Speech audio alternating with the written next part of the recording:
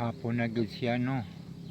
Nanaputa sa atong paboritong tambayan, ibabaw ng karsada no. Hapon na. Mga alas 5 na sa hapon, mahapit na mag alas 6 no.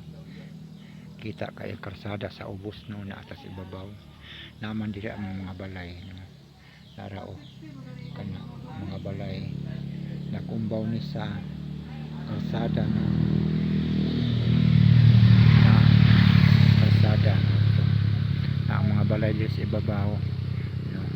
Wala nga maglingkod-lingkod ta diri sa ibabaw, tanaw-tanaw sa mga mag-agian nga masakyan no.